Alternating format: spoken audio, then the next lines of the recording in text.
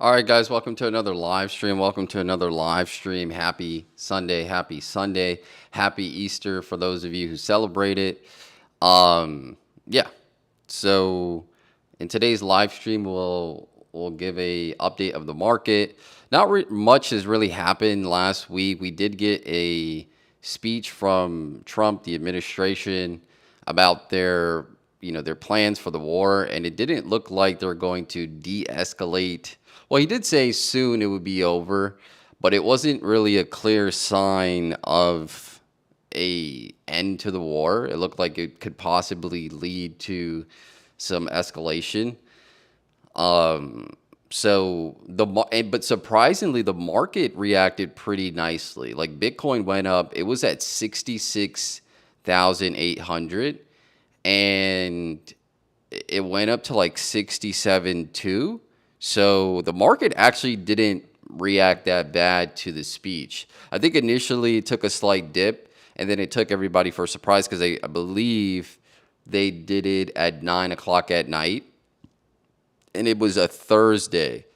I believe it was a Thursday. And then Friday, the market opened, and then we got a slight dip. But for the most part, it rebounded pretty nicely. And from my perspective, I just think the war news is already priced in. It's been like a year, and every month we kind of get new news, whether it's like de-escalation or escalation with the war. And I think the market has already priced it in. It's kind of ignored any type of news. It may have a slight pump or a slight decrease, but I don't think it's going to be anything like where it crashes the market really hard or pumps the market really hard, unless the administration comes out and says we're done with the war, we're getting out of Iran and things like that.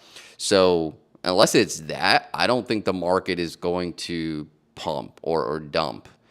Okay, it needs to be some significant news. We've been getting, back and forth for the last year. I think the market is already used to it. So any new news or any just, regurgitation of what was already said is really not going to do much to the market, in my opinion.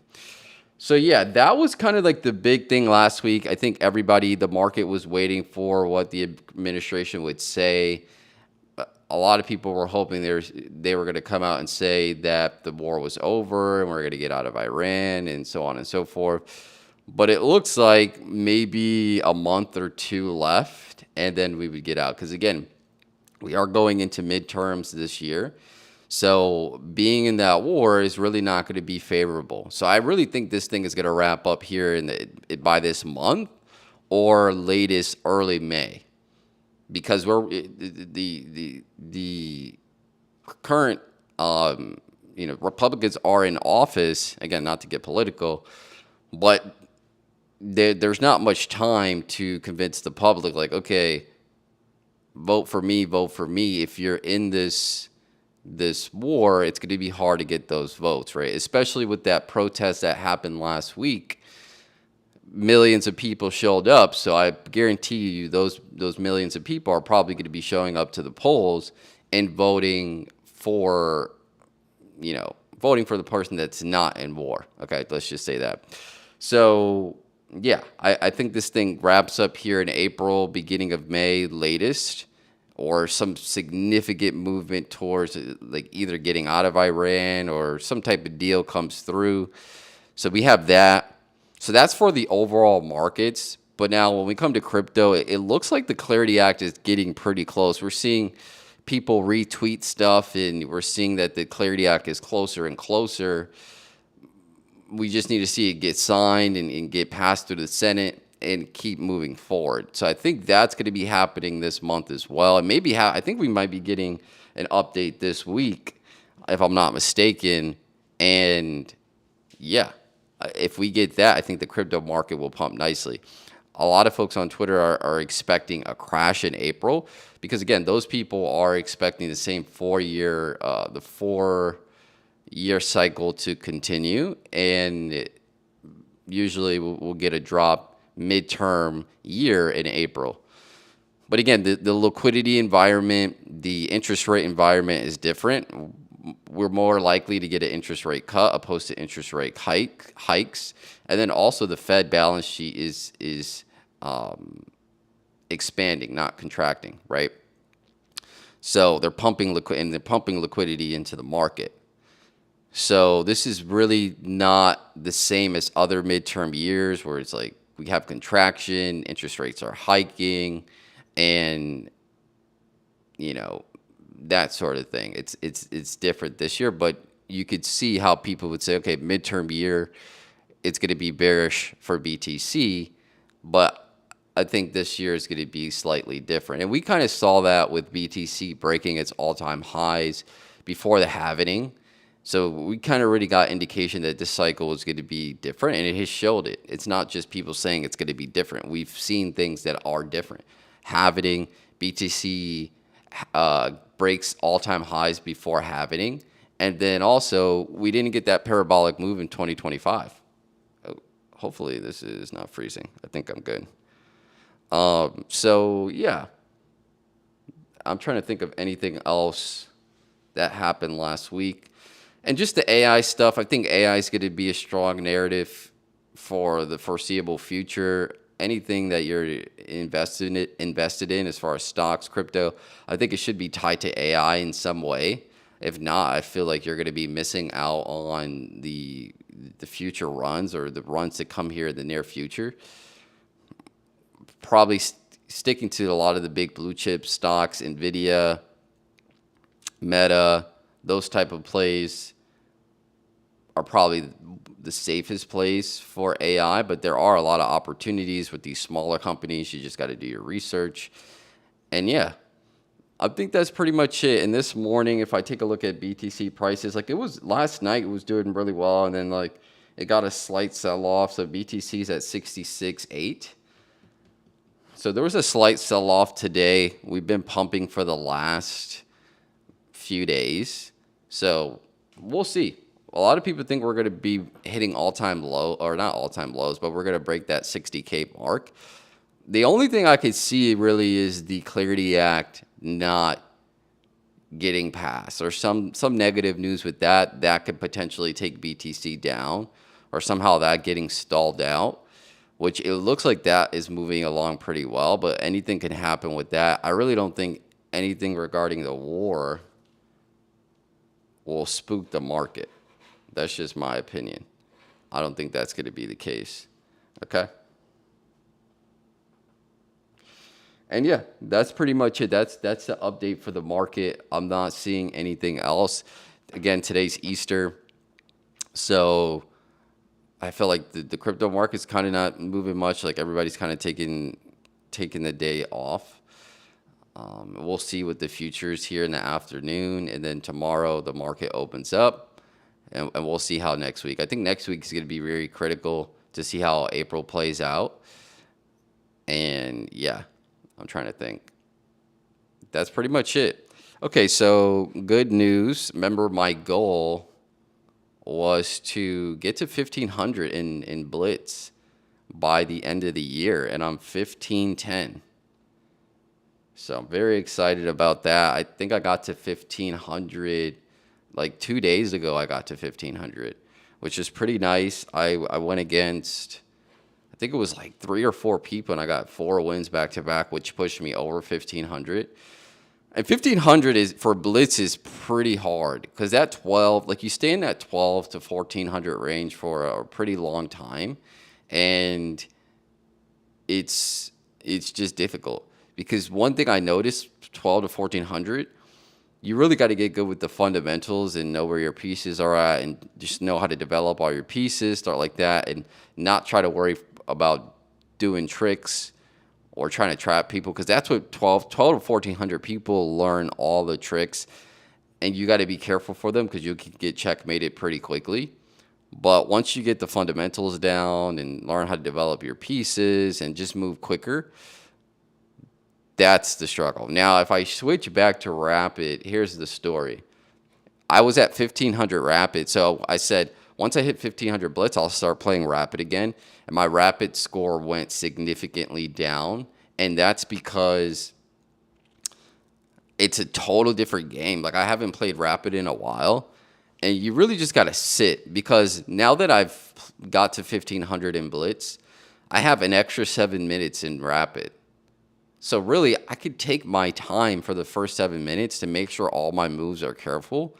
And then once I get to the 3 minute mark, I could start playing faster. I think that's what you need to do for Rapid. Get your blitz score up so that way you're used to playing very quickly, playing a 3 minute time frame. And then once you get back to Rapid, you could use that first 7 minutes to just be strategic and make the best moves. Because you could see my Rapid score went down, but now my blitz score is 15-10, which I'm really happy with. Okay. So we'll play some blitz. We will, yeah, let's play a couple games of blitz, and that's gonna pretty much be it today. I'll probably do 2 and call it a day.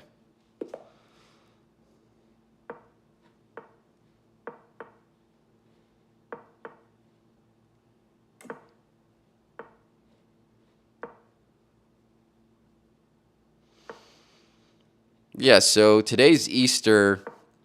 I was looking up because I'm Christian, so I'm doing a lot of research on just asking questions and things like that. So I'll ask ChatGPT and whatnot and to see where the Easter actually came from. It actually came from, I believe it said the Roman Church. So it's not really something and again, not to get religious or anything, I'll probably cut this short, but it's not something stated. It's not like a holiday stated in the Bible. It's more of a community thing between Christians where it's like, okay, we're going to, agree on this date to commemorate the resurrection, the crucifixion of Yeshua, which, modern day they call him Jesus, but really it's pronounced Yeshua. So it's interesting when you do the research and just see why people do certain things and actually get the answers to stuff. Because before I used to do that, I used to go to church and I had no idea what was going on. So my big thing now is more to read scripture and I kind of do my own studying opposed to just doing what everybody else does. I'm kind of in the stage of my life where it's like I want to make sure I understand everything I'm doing and why I'm doing it. So that's enough of that. But I just wanted to give my thoughts since it is Easter. Okay. And I'm moving slow right now. So I came back from the gym and I'm really getting good at deadlifts. I at first I did not want to do deadlifts. I've seen people do it for years. I just did not like the exercise, but I really like squats, and I'm like I need to start doing deadlifts, and I was able to do 225 10 times. So for deadlift, and then I could do 315 on squat, but now I do 225 10 times, and then I try to get the what was it 275 5 times. I'm just trying to make sure my posture is good and make sure I don't get into any trouble with posture.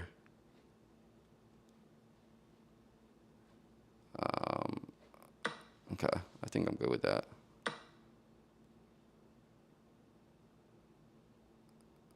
All right. I did not see that. That was my bad. That was my bad. But yeah, I'm very excited with the deadlifts. I'm getting way better. Darn it. Yeah, he's playing pretty good here.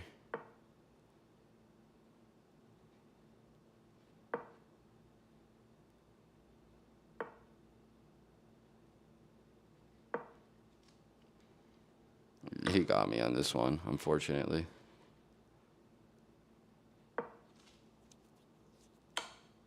Darn it. I don't like to give up. Yeah, that's checkmate. All right, let's see if he wants to run that back. Let's see if he wants to run it back. All right, cool. I got to pay attention to this.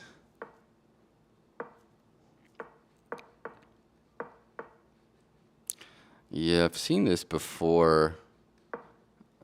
I wanted to take. I don't know why I did that.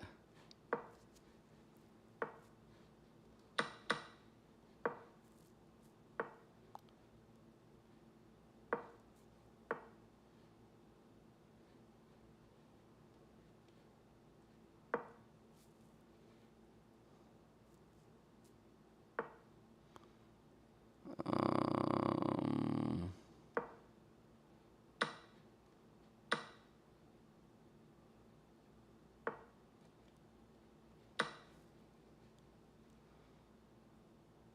I think I'm good here. I just got to play some good defense. Some good defense here. And then I'm going to castle on this side.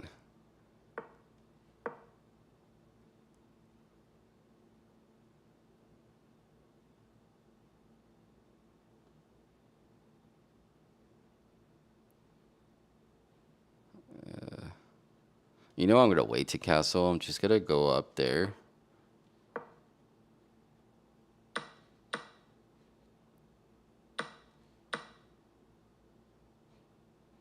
All right, I think I'm good here.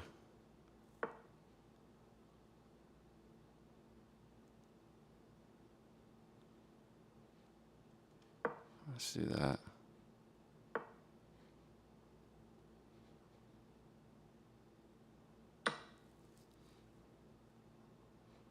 There we go.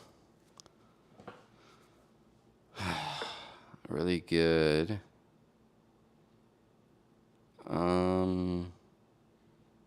Yeah, I need to.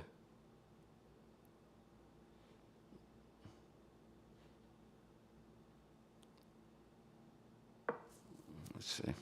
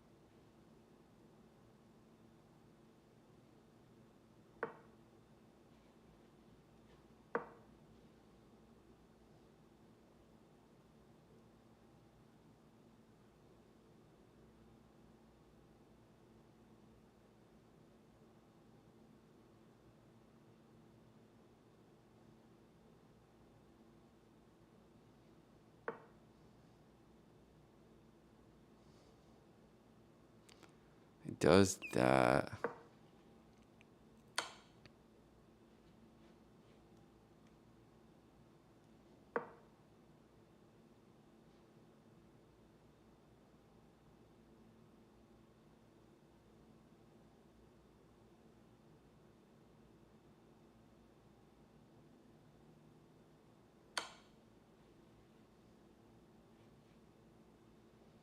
I wonder if I can.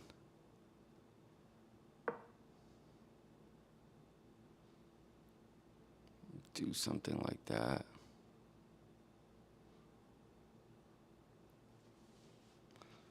Oh, this is getting tricky here.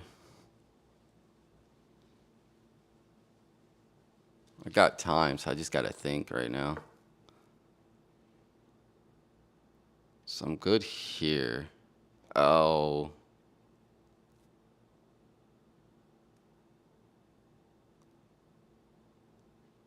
Oh, isn't that a blunder?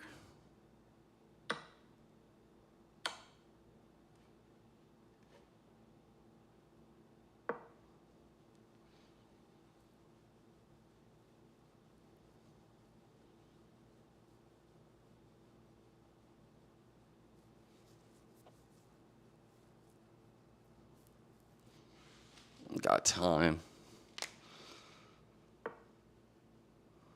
All right. I think that's a blunder too. Yes, sir. And I beat him 1,500. 1,500 player.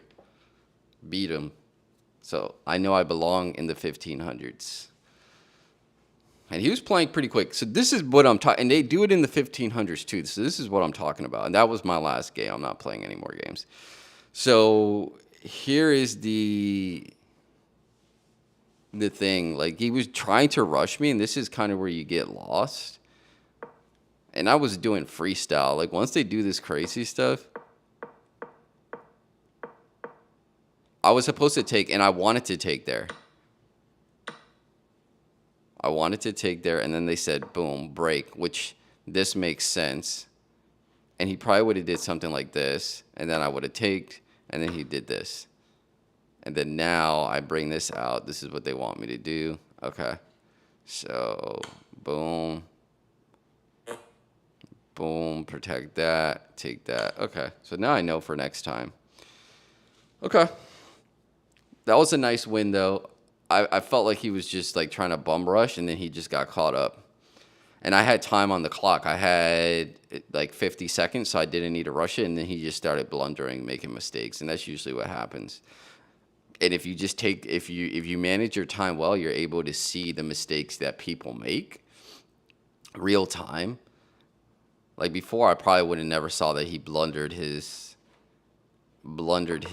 bishop. But I played it through. I sacrificed. I wanted to break that down.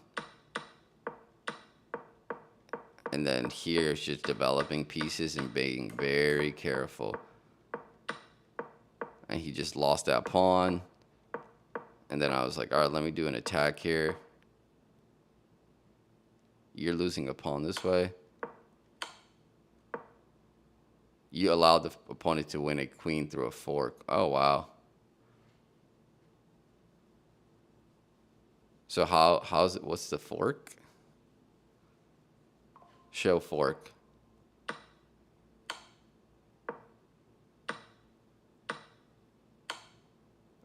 Oh, wow. I wonder, though.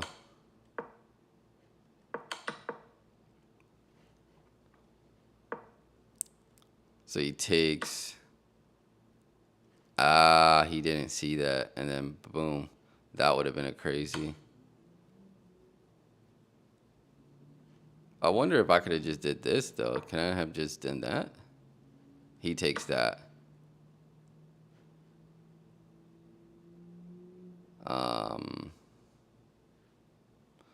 Yeah, either way, I was in trouble there if he would have did that. But he didn't find that. So what was I supposed to do back there? When he checked, I was just supposed to sacrifice the queen, and then he gets that. And then just tuck my queen, king away. Okay. I think maybe this. I see. I did not see that. So here's this. Okay, develop that. That makes sense. Develop that. Okay. But yeah, guys, so that's pretty much it. Not much. We got to see again if there's any escalation with the war, de-escalation this week. That's one thing to pay attention to. I'm not sure if there's any economic data. Let's see if there's any economic data that's going to come out this week.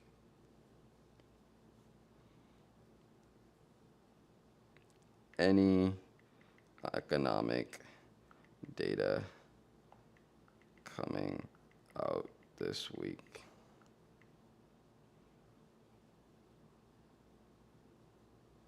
Yeah, this week is actually pretty important for markets, mainly because of inflation data and Fed signals. Here's the quick 10-second takeaway. Okay, so let's go over this real quick. Inflation, CPI, PCE. So CPI, again, Consumer Price Index, cost of consumer goods, and then cost for producers. So that's always important. We always look to this piece of data. I forgot this is beginning, or kind of like the beginning of April. So that's that. And then key economic data this week, Wednesday, FOMC meeting minutes, insight to what the Fed is thinking on rates. Markets look for tone, hawkish versus dovish. Thursday. And again, Jerome Powell is done after this month. Most likely done. Okay, hold on, hold on. All right, I think I'm good.